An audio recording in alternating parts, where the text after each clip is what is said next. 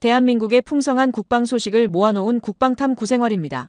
구독, 좋아요, 알림 설정 감사드립니다. 오늘은 한국의 KF-21 엔진 소식에 대해서 자세히 전달해드리겠습니다. 3월 2일 방산 소식에 따르면 KF-21 보람의 전투기의 양산 조립이 순조롭게 진행되고 있습니다. KF-21 전투기의 원활한 수출을 위해 부품 국산화율은 예상보다 빠르게 증가하고 있습니다.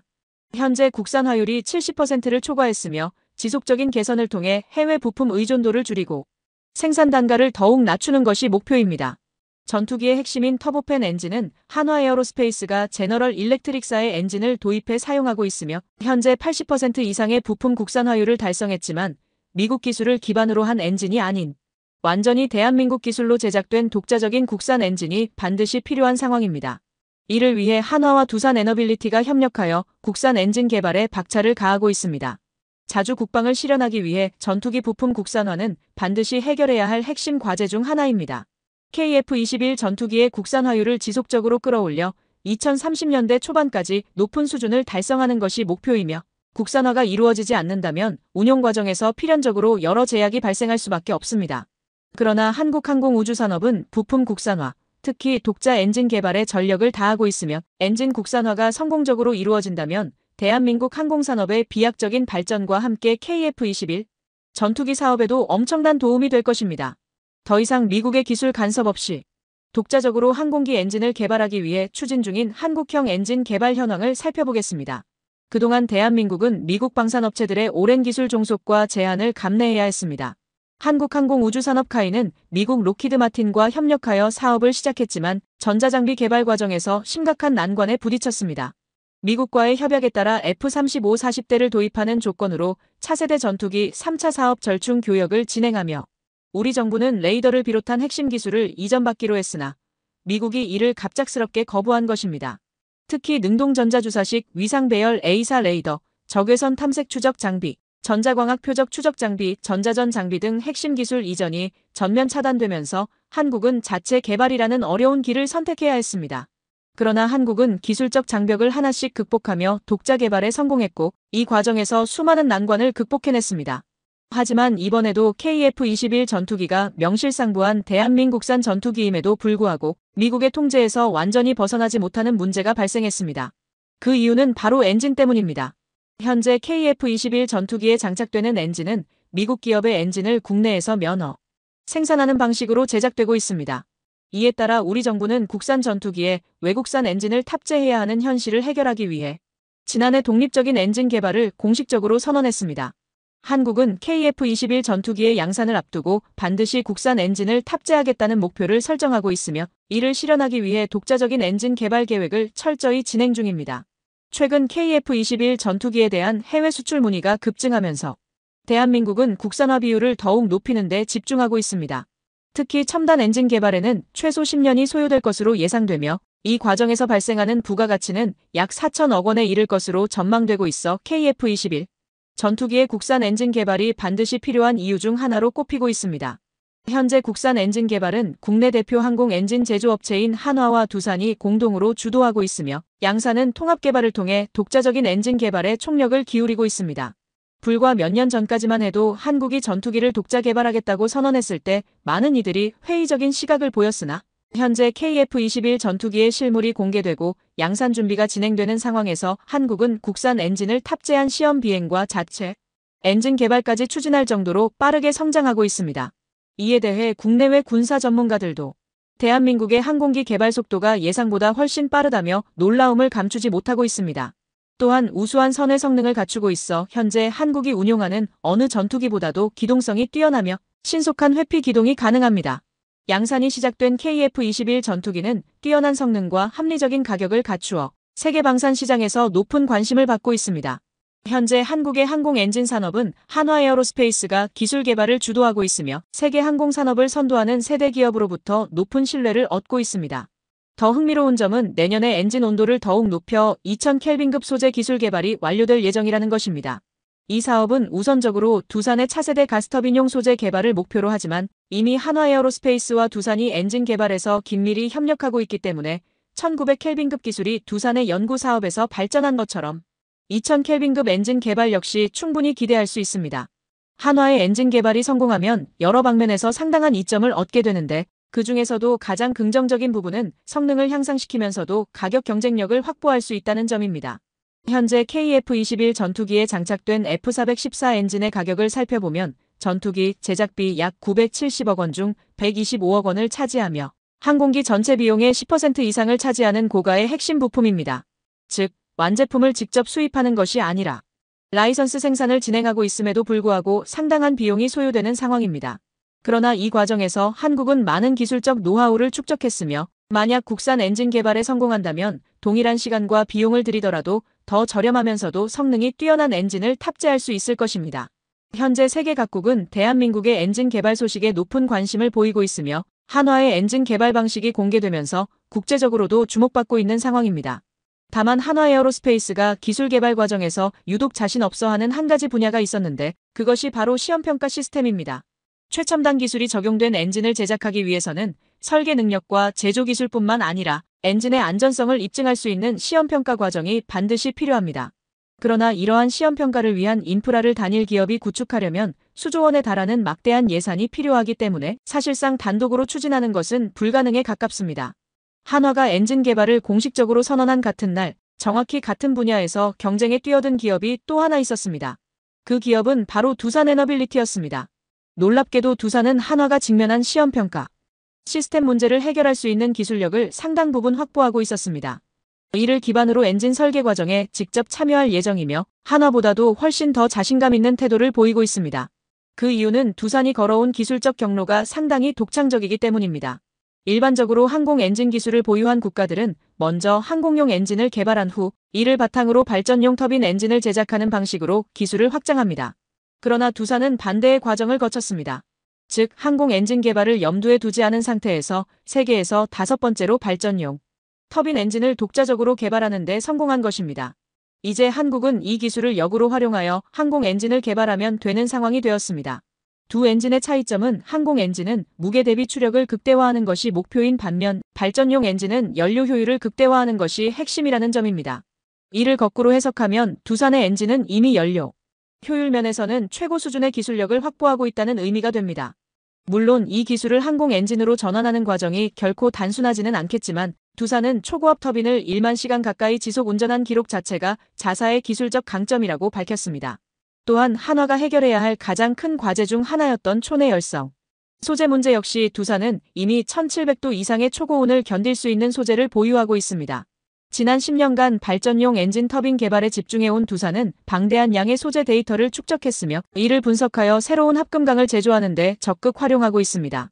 결국 두산 또한 한화와 마찬가지로 신기술을 빠르게 받아들이며 차세대 엔진 개발을 위한 핵심 기술을 확보하고 있는 것입니다. 남은 과제는 이 기술을 항공용 엔진으로 전환하는 것뿐입니다. 두산은 원래 이 기술을 발전소에 적용해왔으며 방산 분야에서는 향후 함정용으로 활용할 계획을 세우고 있었습니다. 그러나 이러한 기술적 강점을 주목한 방위사업청은 한화와 협력하여 항공 엔진 개발에 도전할 것을 제안했습니다. 두 기업이 협력한다면 개발 기간을 단축하고 예산 낭비를 막는 데 큰 도움이 될 것으로 전망됩니다. 이들의 협력을 이끌어낸 방위사업청은 이에 맞춰 엔진 시험평가 시설 구축을 추진하고 있습니다. 한국이 KF-21 전투기의 양산을 앞둔 시점에서 완성 단계에 가까운 엔진 기술과 예상보다 낮은 양산 비용을 공개하자 해외에서는 큰 충격을 받았습니다. 엔진 성능이 향상되었음에도 가격이 낮아지는 상황이 벌어진 것입니다. 현재 튀르키예는 한국을 따라잡기 위해 약 20종의 엔진을 동시에 개발하고 있습니다. 이는 전투기에 장착될 터보팬 엔진뿐만 아니라 보조동력 엔진, 헬기 엔진, 호위함 엔진, 전차 엔진, 무인기 엔진, 장갑차 엔진 등 다양한 분야에서 엔진 개발을 시도하는 모습입니다. 그러나 이렇게 광범위한 엔진 개발을 동시에 추진하는 것은 일반적인 방식이 아닙니다. 물론 모든 프로젝트가 성공한다면 기술 노하우를 빠르게 축적할 수 있겠지만 튀르키예 입장에서는 이제 막 한국을 따라잡을 수 있을 것 같았던 순간 예상보다 훨씬 더 빠르게 한국이 앞서 나가버린 듯한 상황을 마주하게 되었습니다. 이러한 상황에서 튀르키예는 한국을 따라잡기 위해 예상 밖의 전략을 선택했습니다. 바로 우크라이나를 항공 엔진 개발 파트너로 삼는 것입니다. 우크라이나로부터 기술 이전을 받게 된다면 튀르키예의 항공 엔진 개발 속도는 이전보다 훨씬 빨라질 가능성이 있습니다. 그럼에도 불구하고 자체적으로 엔진을 개발하려면 수많은 시행착오를 거치며 엔진 블레이드를 녹이고 불태우는 과정을 감수해야 합니다. 실제로 항공기 엔진 개발은 가장 어려운 기술 분야 중 하나로 꼽힙니다. 이전까지 상업적으로 성공적인 항공기 엔진을 자체 개발한 국가는 미국과 영국 정도에 불과했습니다. 미국의 제너럴 일렉트릭, 프렛 앤 휘트니, 그리고 영국의 롤스로이스. 이 세 개의 기업이 사실상 항공기 엔진 시장을 독점하고 있는 것이 현실입니다. 그전 문장하고 합치지 말고 아래 문장만 단어 바꿔서 알려줘 내용 바꾸지 말고 형태 그대로 줄글로 마치 이를 입증이라도 하듯 엔진 국산화 사업에 공식 착수한 지 얼마 되지 않았음에도 이론적으로 충분한 효율을 발휘할 수 있는 설계를 내놓았습니다. 한화가 이번에 공개한 CJ 모형은 15,000파운드의 추력을 목표로 하고 있습니다. 이는 현재 KF-21 보라매에 탑재되고 있는 F414 엔진과 동급의 성능을 갖추고 있다는 뜻입니다. 외형적 특징을 분석해보면 이 목표가 단순한 허풍이 아니라는 점을 알 수 있습니다. 3단 팬 6단 압축기 1단 고압 터빈 1단 저압 터빈의 구성을 갖추고 있으며 이는 F414 엔진과 거의 동일한 구조를 가지고 있습니다. KF-21에 장착되는 F414 엔진은 7단 압축기를 채택하고 있으며 차이점으로는 맨 앞에 3단 팬이 1단과 뒤쪽 2단으로 구성되어 있다는 점이 다릅니다. 앞쪽 1단은 블레이드와 로터 디스크가 분리된 구조이며 뒤쪽 2단은 이 두 요소가 하나로 합쳐진 블리스크 방식이 적용되었습니다. 제너럴 일렉트릭은 이 구조를 개량하기 위해 F4140이라는 파생형을 개발했으며 이 버전에서는 3단 팬이 모두 분리형으로 제작되어 공기 흡입량이 10% 증가하고 출력이 약 18% 향상되었습니다. 또한 압축기 단계를 기존 7단에서 6단으로 조정했습니다. 한화가 공개한 CJ 엔진은 초기 설계부터 3단 팬이 모두 블리스크 방식으로 적용되었습니다. 뿐만 아니라 엔진 압축기를 기존 7단이 아닌 6단으로 조정했으며 대신 팬과 압축기 사이의 공간을 비교적 넓게 설계한 것이 특징입니다. 보통 이 공간에는 기어박스와 연결되는 파워 테이크오프 PT형 장치가 장착됩니다. 이를 넓게 설계하면 향후 6세대 전투기 엔진으로 개량할 때 필수적인 대용량 발전기를 해당 공간에 장착할 수 있습니다.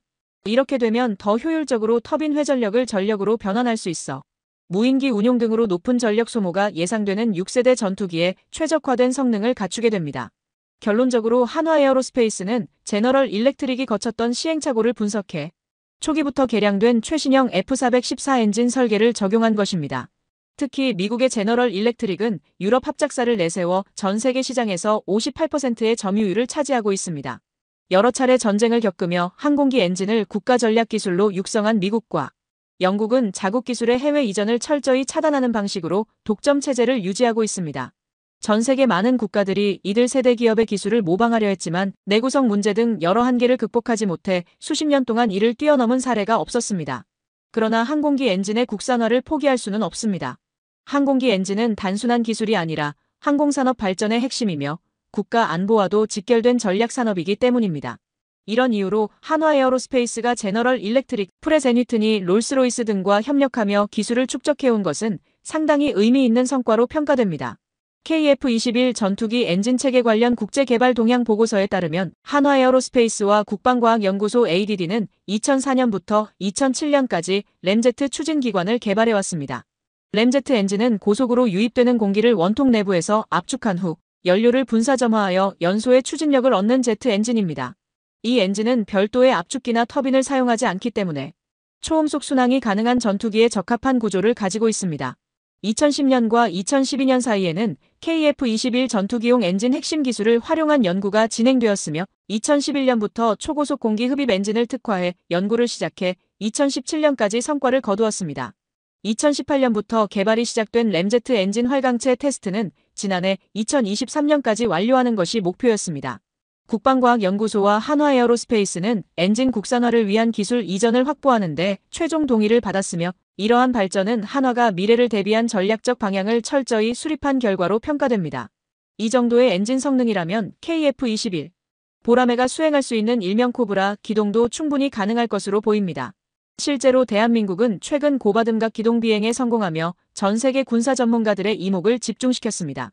이는 기존 KF-21 전투기에 장착된 고성능 엔진 덕분이며 현재는 추가 연구를 통해 3만 파운드급 출력을 갖춘 엔진 개발도 진행되고 있습니다.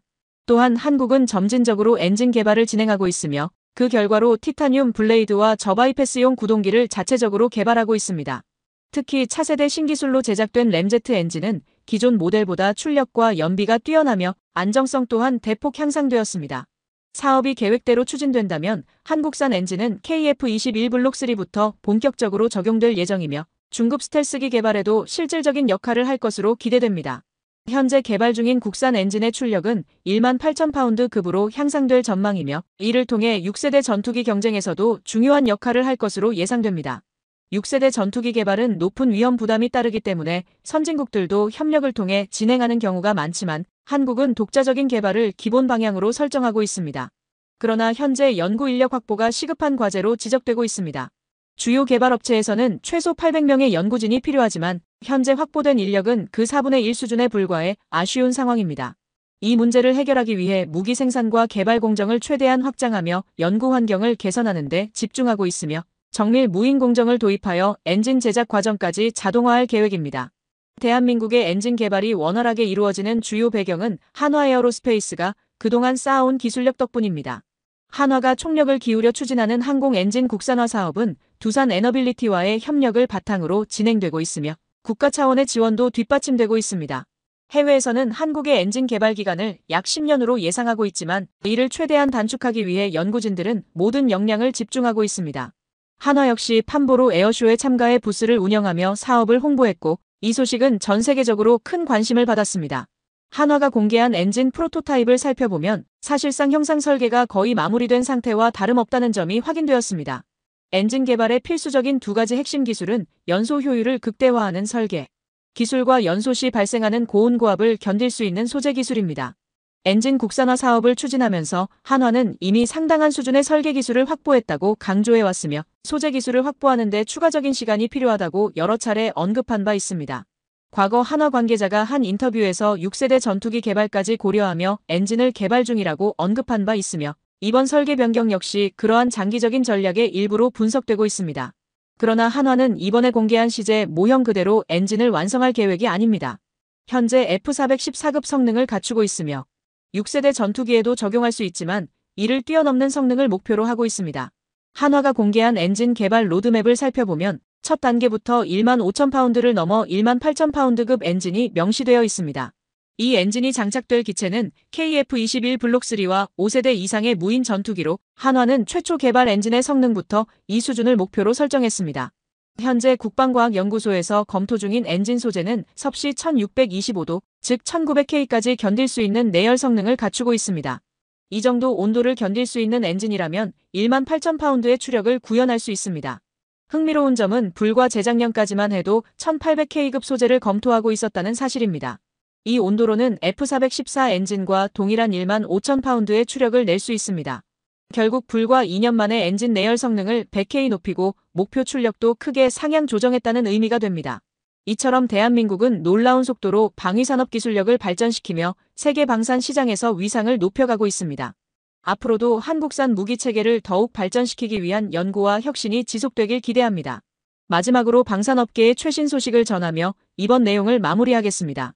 2월 중순 방산업계에 따르면 국산화에 성공한 1000마력 디젤 엔진을 장착한 K9 자주포가 이집트에서 내구도 테스트를 통과했으며 지난해 하반기부터 현지에서 양산이 시작될 예정입니다. 한화에어로스페이스는 2023년 하반기부터 2024년 12월까지 진행된 K9 자주포 국산 엔진의 내구도 테스트를 성공적으로 완료했다고 12일 발표했습니다. 테스트 기간 동안 국산 엔진을 탑재한 K9 자주포는 이집트를 비롯해 중동 지역 및 국내외 사막, 산악 등 다양한 환경에서 1만 킬로미터를 주행하며 성능, 최대 출력 등 모든 기술 및 운용 요건을 충족했습니다. 기존 K9 자주포는 해외에서 라이선스를 받아 생산된 엔진을 사용하고 있었습니다. 따라서 K9 자주포를 수출할 때 엔진 개발사 측 정부의 수출 승인 절차를 거쳐야 했으며 특히 중동 국가를 포함한 일부 지역으로의 수출에는 여러 제약이 따랐습니다. 이러한 문제를 해결하기 위해 2020년부터 국내 방산업계는 국산 엔진 개발을 본격 추진했고 2024년에는 500개 이상의 핵심 부품을 국내에서 자체 생산하면서 엔진 국산화에 성공했습니다. 이에 따라 지난해 하반기부터 이집트에서 국산 엔진이 장착된 K9 자주포의 본격적인 양산이 시작될 예정입니다. 앞서 한화에어로스페이스는 2022년 2월 이집트 정부와 2조 원 규모의 K9 자주포, K형 탄약 운반차, K114격 지휘 장갑차 등의 패키지 수출 계약을 체결한 바 있습니다. 한화에어로스페이스 관계자는 방산 및 항공사업의 핵심 기술 국산화를 기반으로 K방산의 수출 확대에 기여하며 글로벌 방산 시장에서 경쟁 우위를 지속적으로 확보해 나가겠다고 밝혔습니다.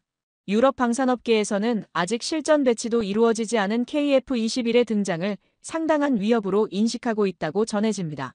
프랑스의 군사 전문지 메타 디펜스 프랑스는 최근 보도를 통해 양산에 돌입한 KF-21이 유럽 전통 항공 제조업체들에게 심각한 경쟁 압박을 가할 것이라고 분석했습니다.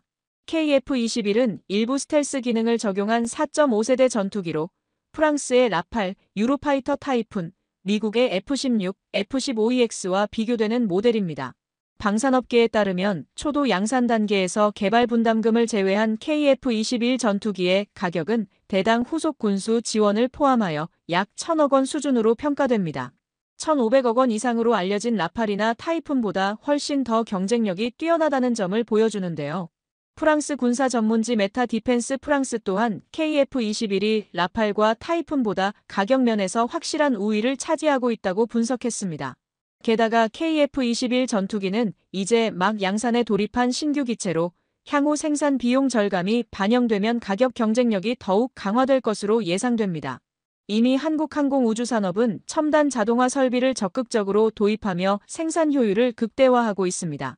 메타 디펜스 프랑스는 KF-21 보라매가 검증된 기술과 단계적 개발을 바탕으로 뛰어난 확장성을 갖추고 있어 우수한 성능을 발휘할 것이라고 평가했습니다. 특히 5세대 전투기 카테고리에 완전히 포함된 KF-21EX 모델의 경우 전 세계 전투기 시장에서 라팔, 타이푼, F-15EX보다 한 단계 앞서 나갈 가능성이 높다고 전망했습니다. 그러나 중동 주요 국가의 고위급 인사들이 잇따라 한국을 방문하면서 전투기 수출을 기대했던 중국은 이를 견제하는 움직임을 보이고 있습니다. 중동 국가들은 이미 한국의 천궁2, K9, LSAM 등 지상 무기와 미사일 체계를 도입한 데 이어 KF-21 전투기를 포함한 항공 무기 체계에도 높은 관심을 보이고 있습니다. 특히 사우디아라비아는 한국과의 6세대 전투기 공동 개발을 희망하며 보다 구체적인 협상에 돌입한 것으로 알려졌습니다. KF-21의 성능을 직접 확인한 사우디 협상단은 전투기의 뛰어난 성능에 만족하며 보라매 전투기 도입과 관련한 초기 협상 조건을 제시한 것으로 밝혀졌습니다. 이에 대해 방위사업청은 KF-21 사업이 가져올 경제적 파급 효과가 상당할 것이라고 전망했습니다. 현재 KF-21 전투기 한 대가 한국 경제에 미치는 영향에 대한 무기 경제 칼럼이 게시되며 큰 화제가 되고 있습니다. 대한민국 무기체계 연구원 토마스 애덤스의 연구에 따르면 KF-21 전투기의 수출 유발 효과는 약 24조 원 이상이며 부품 생산과 공장 운영 등 부가가치 유발 효과는 최소 6조 원, 최신 전투기 기술 확보에 따른 기술적 파급 효과는 약 50조 원에 달하는 것으로 분석되었습니다. 즉 KF-21이 개발 완료되는 2026년부터는 더 이상 외국산 전투기를 구매할 필요 없이 한국산 전투기를 운용함으로써 절감되는 모든 기술적 비용까지 포함한 개념이라고 볼 수 있습니다. 폴란드와 사우디아라비아로의 수출은 추가적인 수익을 창출할 것으로 예상됩니다. 한국항공우주산업은 사업이 시작된 이듬해부터 작년까지 한국항공본사와 1차 협력업체를 중심으로 약 1만 2천여 개의 일자리를 창출하는 데 성공했습니다. 이러한 KF-21 전투기의 경제적 파급력에 대해 방위사업청 전투기사업단장은 다음과 같이 밝혔습니다. KF-21 사업이 완료될 때까지 약 12만 개의 취업 유발 효과가 발생할 것이며 폴란드와 사우디아라비아를 비롯해 현재 협상이 진행 중인 아랍에미리트 등의 해외 수출 생산 라인이 본격 가동될 경우 최소 45배 이상의 대규모 고용 창출 효과가 기대된다고 전망했습니다. 대한민국 방위사업청은 KF-21 전투기의 최종 개발이 완료되면 최소 400대에서 최대 500대 이상의 해외 수출 잠재력을 보유할 것으로 평가하고 있습니다. 실제로 폴란드와 사우디아라비아뿐만 아니라 구형 기체를 교체하려는 스위스와 아랍에미리트도 KF-21 전투기 도입 가능성을 검토하며 입찰에 참여했습니다. 향후 5세대 스텔스 전투기로 개량될 KF-21은 미국의 F-35와 유사한 플랫폼으로 발전할 가능성을 가지고 있으며 특히 군용 항공기 수출 시장에서 4세대 전투기가 아닌 4.5세대 전투기로 차별화된 위치를 점하고 있어 고성능과 경제성을 동시에 갖춘 기체로 평가받고 있습니다. 가장 유력한 첫 번째 해외 수출 지역은 중동의 석유 부국들입니다.